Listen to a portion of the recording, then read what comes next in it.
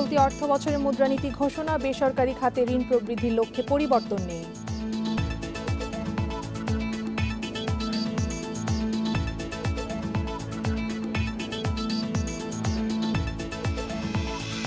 অর্থের যোগান বাড়াতে কমল রেপো হার, বেসরকারি ঋণ প্রবৃদ্ধির লক্ষ্য অর্জন নিয়ে সংশয়।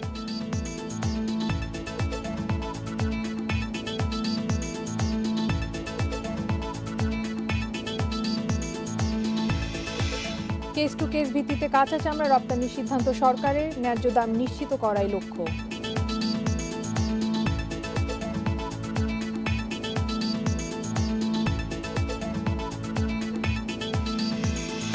চীনের বাজারে চামড়া রপ্তানি বাড়ার আশা, ক্রেতারা কম দাম দিচ্ছেন, অভিযোগ ব্যবসায়ীদের।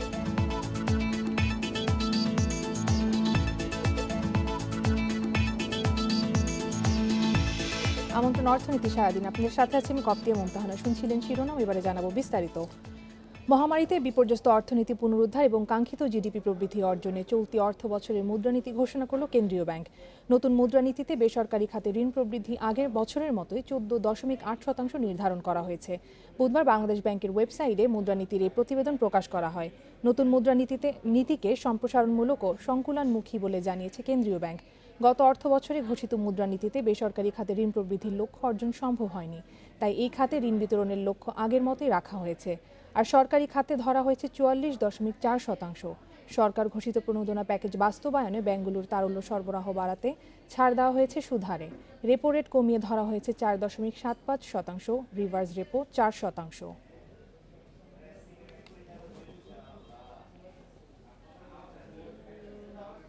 মুদ্রানীতিতে নির্ধারিত বেসরকারি খাতে ঋণ প্রবৃদ্ধির লক্ষ্য অর্জন কঠিন হবে বলছেন ব্যবসায়ী ও ব্যাংক কর্মকর্তারা। করোনায় বিপর্যস্ত অর্থনীতি পুনরুদ্ধারে ব্যক্তি এবং এসএমই খাতে বিনিয়োগ বৃদ্ধি সবচেয়ে বড় চ্যালেঞ্জ বলে মনে করছেন তারা। তবে ব্যাংক খাতে নগদ অর্থের যোগান বাড়াতে রেপো রেট কমানো সহ নানা উদ্যোগ ইতিবাচক প্রভাব ফেলবে বলে আশা করছেন তারা। করোনার নেতিবাচক প্রভাব কাটিয়ে উঠতে ক্ষুদ্র, মাঝারি কিংবা বড় সব ধরনের ব্যবসার জন্য প্রায় 1 লাখ কোটি টাকার প্রণোদনা প্যাকেজ ঘোষণা করেছে সরকার, যা বাস্তবায়নের দায়িত্ব পড়েছে দেশের ব্যাংক খাতের ওপর।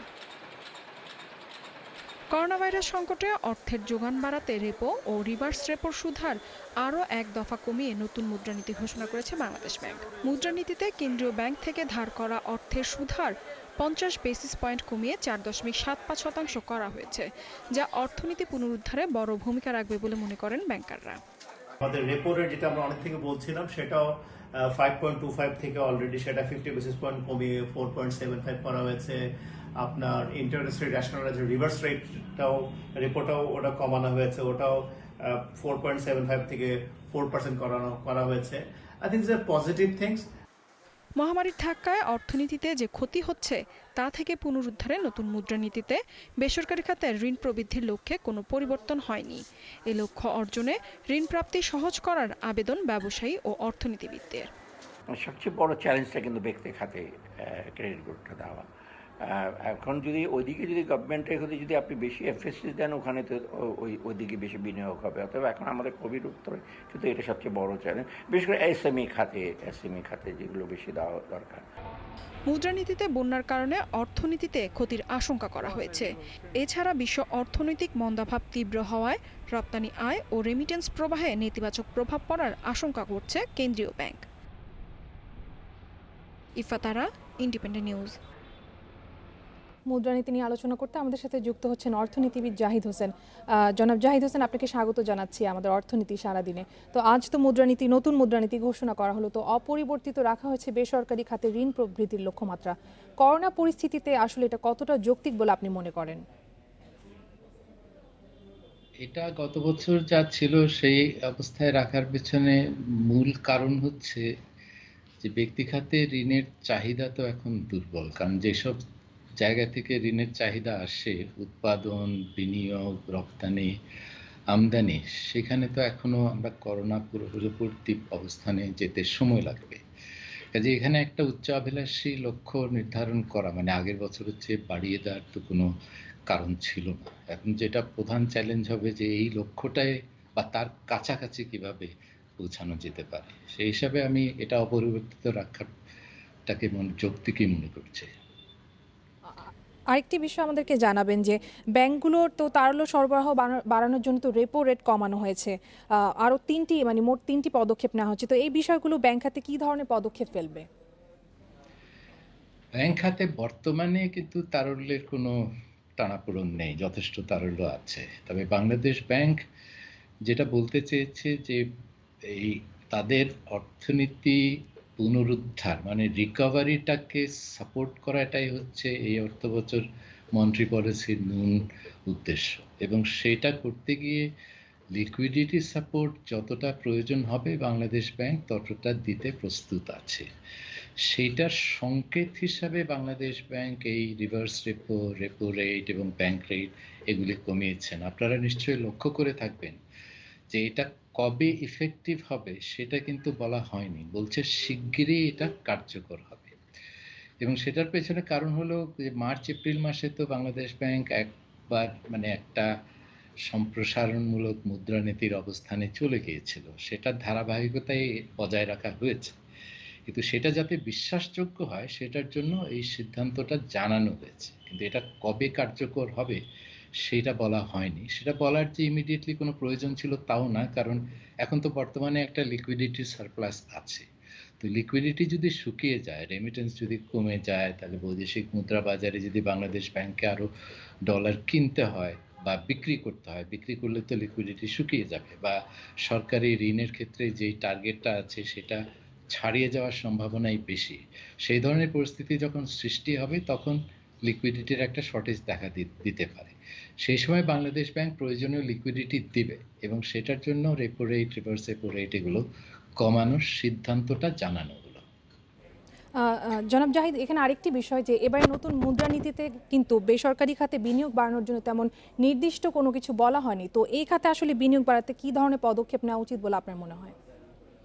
বাংলাদেশ ব্যাংকের যে ঋণ বিনিয়োগ বাড়ানোর ক্ষেত্রে বা করণীয় সেটা তো ক্রেডিটের মাধ্যমে, যে এই ব্যক্তি খাতে ঋণের চাহিদা যদি তৈরি হয়, এখন তো খুবই দুর্বল, সেইটা যাতে পাওয়া যায় ওটা নিশ্চিত করাই হচ্ছে বাংলাদেশ ব্যাংকের আওতার মধ্যে। এর বাইরে তো বাংলাদেশ ব্যাংক আর তেমন কিছু করতে পারবে না। আর সুদের হার তো এখন সিলিংটা দিয়ে দেওয়াই আছে, এবং সেইটা অনেক ক্ষেত্রে বাধা সৃষ্টি করতে পারে, সেখানে কোনো রকম সংস্কারের কথা এখন বলা হয়নি।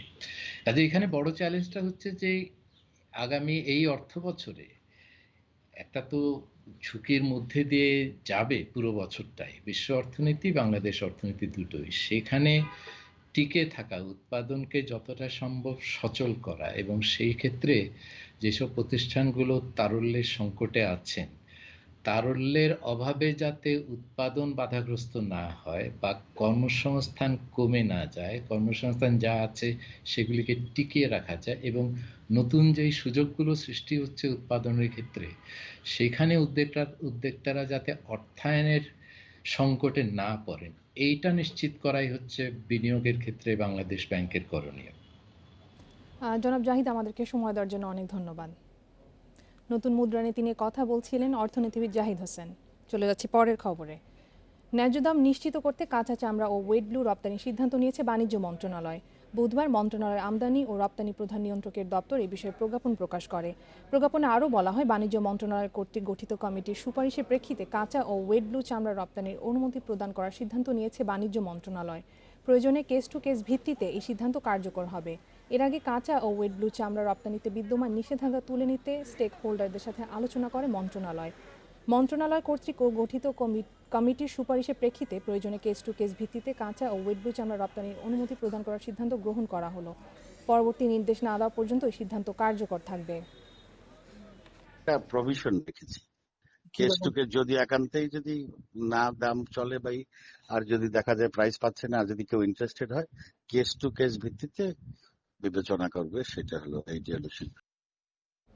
কয়েক বছর ধরে চামড়া খাতে মন্দা, তার উপর করোনায় অর্ধেকে নেমে এসেছে রপ্তানি। তবে রপ্তানি বাড়ার আশা দেখাচ্ছে চীনের বাজারে চামড়াজাত পণ্যের শুল্কমুক্ত সুবিধা। এরই মধ্যে নতুন রপ্তানি আদেশও আসতে শুরু করেছে, তবে ক্রেতারা দাম কম দিচ্ছেন বলে জানিয়েছেন ব্যবসায়ীরা। হাজারীবাগ থেকে সাভারে কারখানা স্থানান্তর এবং সেখানে কেন্দ্রীয় বর্জ্য শোধনাগার চালুতে দেরি হওয়ায় কয়েক বছর ধরেই সংকটে চামড়া খাত। গত অর্থবছরে রপ্তানি হয়েছে $80 কোটি চামড়া ও চামড়াজাত পণ্য, যা আগের অর্থবছরের চেয়ে $22 কোটি কম। ব্যবসায়ীরা জানিয়েছেন, চীনে করোনা সংক্রমণে রপ্তানি আদেশ স্থগিত ও বাতিল হওয়ায় রপ্তানি কমেছে 60%। তবে পরিস্থিতি উন্নতি হওয়ায় এখন রপ্তানি আদেশ আসতে শুরু করেছে। এছাড়া চীন আগে কেবল প্রক্রিয়াজাত চামড়ায় শুল্কমুক্ত সুবিধা দিলেও চলতি মাস থেকে চামড়াজাত পণ্যেও এই সুবিধা দেবে। আমাদের দেশ থেকে শুধুমাত্র চামড়াই কিন্তু চায়নাতে যেত, কিন্তু এবারের আমরা যেই শুল্কমুক্ত সুবিধাটা আমরা চায়নাতে পেতে যাচ্ছি বা পেলাম, সেখানে কিন্তু আমরা দেখছি যে আমাদের প্রক্রিয়াজাত যে চামড়া পণ্যগুলো আছে সেইগুলোও কিন্তু এখন থেকে শুল্কমুক্ত ভাবে চায়নার বাজারের প্রবেশাধিকারের একটা বিশাল সুবিধা আমরা গেইন করলাম। আমি আশাবাদী যে মাত্র জুলাইয়ের 1 তারিখে এই জিনিসটা সাইন হয়েছে। তবে ব্যবসায়ীরা বলছেন, রপ্তানি আদেশ আসতে শুরু করলেও দাম কম দিচ্ছেন ক্রেতারা।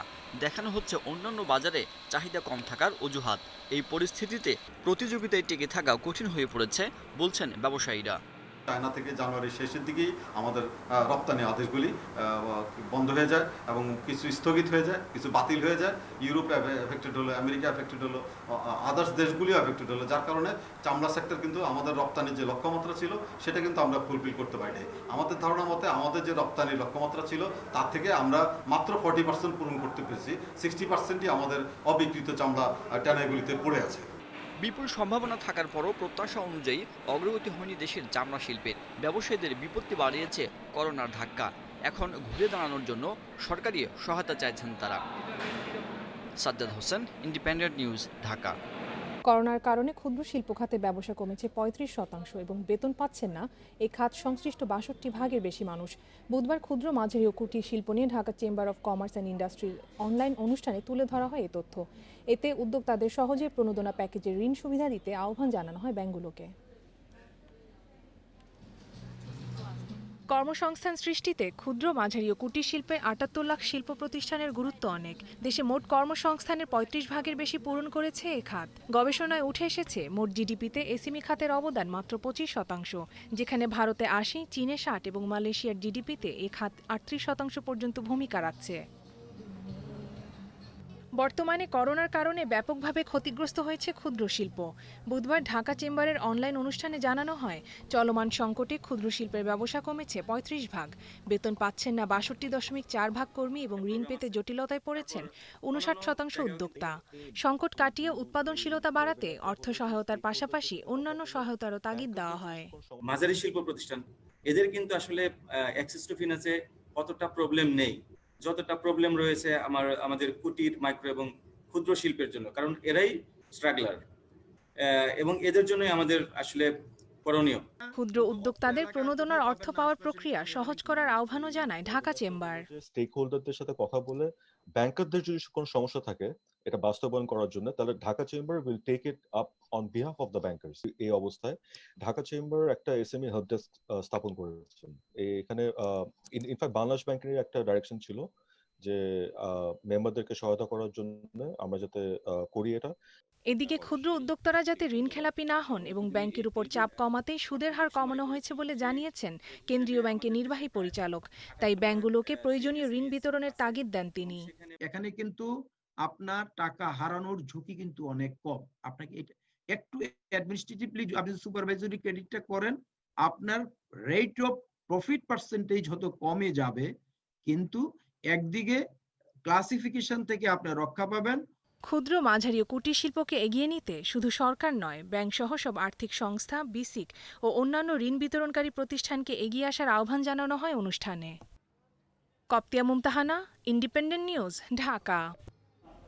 12 কোটি 16 লাখ টাকা আত্মসাতের অভিযোগে যমুনা ব্যাংকের বগুড়া শাখার ম্যানেজার শওকত আরমানকে আটক করা হয়েছে। মঙ্গলবার সন্ধ্যায় দুদকের জেলা কার্যালয়ের কর্মকর্তারা ব্যাংকের শাখা থেকে তাকে আটক করে।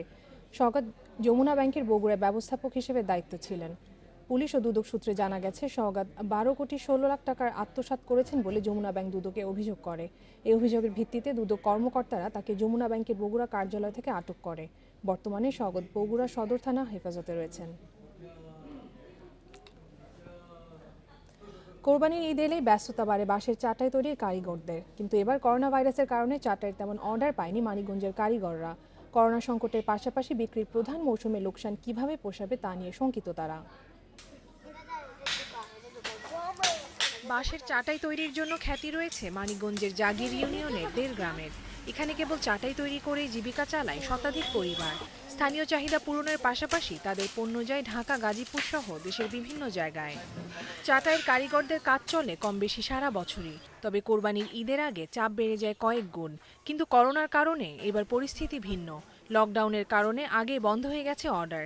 ঈদের আগে চাটাইয়ের চাহিদা কিছুটা বাড়লেও স্বাভাবিকের তুলনায় তা অনেক কম। গত কোরবানি একটু ভালো ছিল, বেশি বেচা কিনে হয়েছে। এখন মানুষ নিতে পারতেছে না, এখন কোনো জায়গা থেকে কোনো জায়গা যাওয়া যাইতেছে না করোনার জন্য। আমাদের ঘরে অনেক মাল টাল রয়ে গেছে, চাটাই ডোল এখানে আমরা বিক্রি করা পারতেছি না। গরু টরু কোরবানি দিলে হেরা নেয়, হেরা এসে নেয়, মনে করেন যেটা বেশি আমরা 70-80 টাকা, হেরা 100 টাকা পিস দিয়ে নেয়। দুর্যোগকালীন সময়ে অনেকে সরকারের আর্থিক সহযোগিতা বা ত্রাণ পেলেও চাটাই তৈরির কারিগরদের কপালে তা জোটেনি এখনো। তবে সহযোগিতার আশ্বাস দিচ্ছেন জনপ্রতিনিধিরা। উপজেলা পর্যায়ে আমরা কথা বলে যাতে তাদের জন্য সরকারের সুযোগ সুবিধাটা তারা একটু স্পেশালি ভালো মতো পায়, তার জন্য আমি চেয়ারম্যান হিসেবে কাজ করার জন্য চেষ্টা করব। ১.৫ গ্রামে চাটাই তৈরি বেশি হলেও পুরো মানিকগঞ্জেই ছড়িয়ে ছিটিয়ে আছে এই পেশার মানুষ। বর্তমানে জেলার ২৩০০ মতো পরিবারের আয়ের উৎস এই কাজ। Independent news desk. এবারে শেয়ার বাজারের খবর। সপ্তাহের চতুর্থ কার্যদিবসের সূচক ও লেনদেনের মিশ্র অবস্থা ঢাকা স্টক এক্সচেঞ্জে। ডিএসসি এর প্রধান সূচক বেড়েছে ১৪ পয়েন্টের বেশি, তবে কমেছে লেনদেনের পরিমাণ। অন্যদিকে ইতিবাচক অবস্থায় চট্টগ্রাম স্টক এক্সচেঞ্জ, বেড়েছে লেনদেন ও সূচক দুটোই। বুধবার লেনদেনের শুরু থেকে মূল্য সূচকের উত্থান পতন ঢাকা স্টক এক্সচেঞ্জে। তবে দিন শেষে প্রধান সূচক ডিএসএক্স বেড়েছে ১৪.৬৬ পয়েন্ট, অবস্থান করছে ৪,১৭১-এ। সূচক বাড়লেও কমেছে লেনদেন। আগের দিনের চেয়ে ৪৫ কোটি টাকা কমে আজ হাত বদল হয়েছে ৩৯৯,৫২,০০,০০০ টাকা।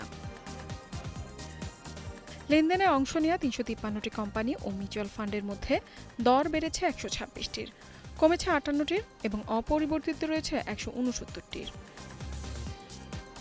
সবচেয়ে বেশি লেনদেন হওয়া প্রতিষ্ঠানের তালিকায় আধিপত্য বীমা খাতের। প্রথম অবস্থানে ইস্টার্ন ইন্স্যুরেন্স, পায়োনিয়ার ইন্স্যুরেন্স দ্বিতীয় এবং তৃতীয় অবস্থানে প্যারামাউন্ট ইন্স্যুরেন্স। শতাংশের দিক থেকে দর বৃদ্ধির তালিকায়ও আধিপত্য বীমা খাতের। প্রথম অবস্থানে রয়েছে প্যারামাউন্ট ইন্স্যুরেন্স, দ্বিতীয় পায়োনিয়ার ইন্স্যুরেন্স এবং তৃতীয় অবস্থানে ইউনাইটেড ইন্স্যুরেন্স। এদিকে চট্টগ্রাম স্টক এক্সচেঞ্জে সার্বিক সূচক বেড়েছে ৪০.৬৫ পয়েন্ট, লেনদেন ১৪,২৯,০০,০০০ টাকা। ইফাতারা, ইন্ডিপেন্ডেন্ট নিউজ। এবারে জানাবো বিশ্বের প্রধান প্রধান মুদ্রার সঙ্গে টাকার আজকের বিনিময় হার। অপরিবর্তিত রয়েছে যুক্তরাষ্ট্রের ডলারের দর, বিনিময় হচ্ছে ৮৪ টাকা ৯০ পয়সায়। বেড়েছে যুক্তরাজ্যের পাউন্ডের দর, বিনিময় হচ্ছে ১১১ টাকা ৯৮ পয়সায়। কমেছে ইউরোর দর, বিনিময় হচ্ছে ১০১ টাকা ৫৮ পয়সায়। অপরিবর্তিত ভারতীয় রুপির দর, বিনিময় হয়েছে ১ টাকা ২৫ পয়সায়। কমেছে সৌদি রিয়ালের দর, বিনিময় হচ্ছে ২২ টাকা ৭৪ পয়সায়। আরব আমিরাতের দিরহামের দর অপরিবর্তিত, বিনিময় হচ্ছে ২৩ টাকা ২৩ পয়সায়। দর বেড়েছে কুয়েতি দিনারের, বিনিময় হচ্ছে ২৭৯ টাকা ১২ পয়সায়। মালয়েশিয়ান রিঙ্গিতের দর কমেছে, বিনিময় হচ্ছে ২০ টাকা ৯ পয়সায়। শেষ করব অর্থনীতি সারাদিন, শিরোনামগুলো জানিয়ে দেব আরও একবার। চলতি অর্থ বছরের মুদ্রানীতি ঘোষণা, বেসরকারি খাতে ঋণ প্রবৃদ্ধির লক্ষ্যে পরিবর্তন নেই।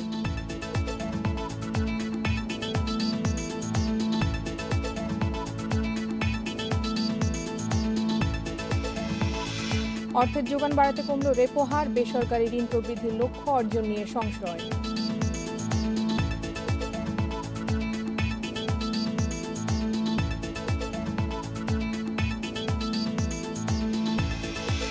আবেদন পর্যালোচনা করে কাঁচা চামড়া রপ্তানির সিদ্ধান্ত, ন্যায্য দাম নিশ্চিত করাই লক্ষ্য।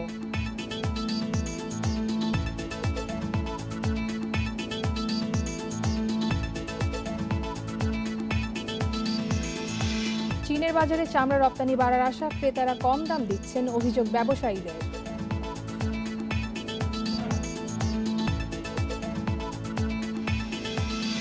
এই ছিল আজকের অর্থনীতি সারাদিনে। ইন্ডিপেন্ডেন্ট টেলিভিশনের সব খবর আরও জানতে চোখ রাখুন ফেসবুক, ইউটিউব এবং টুইটারে।